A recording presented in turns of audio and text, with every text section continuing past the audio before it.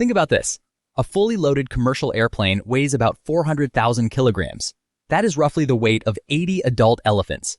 And yet, it sits up at 35,000 feet, cruising on literally nothing but thin air.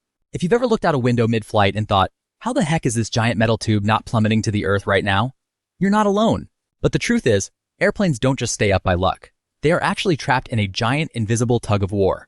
And the physics are beautiful.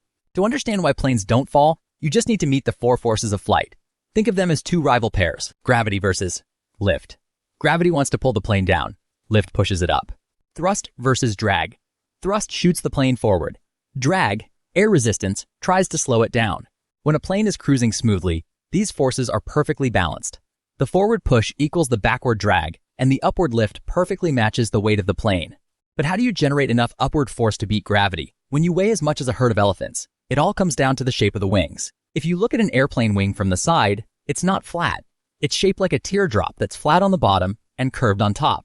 This is called an airfoil. When the engines blast the plane forward, air splits at the front of the wing. Because the top of the wing is curved, the air traveling over it gets crowded and has to speed up. Fast-moving air creates low pressure. Meanwhile, the air underneath stays slower, creating high pressure. High pressure always tries to move toward low pressure. So, that high pressure underneath literally pushes the wing upward. Pro tip, analogy.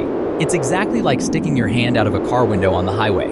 If you tilt your hand up slightly, the wind forces your hand upward. That's lift in action. Here's the part that blows most people's minds. Air is not empty space.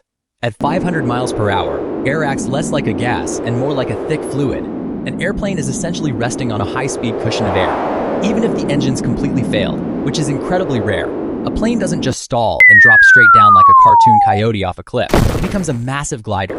A typical airliner can glide for about 2 to 3 miles for every 1,000 feet of altitude. If engines cut out at cruising altitude, pilots have roughly 20 to 30 minutes to find a safe place to land. Airplanes want to stay flying, so the next time you feel a bit of turbulence, just remember, you aren't defying physics. You're relying on it. The air holding you up is as real as the road under a car's tires. If you never knew how much heavy lifting a wing actually does, smash that like button, hit subscribe, and let me know in the comments. What's the craziest flight you've ever been on? See you in the next one.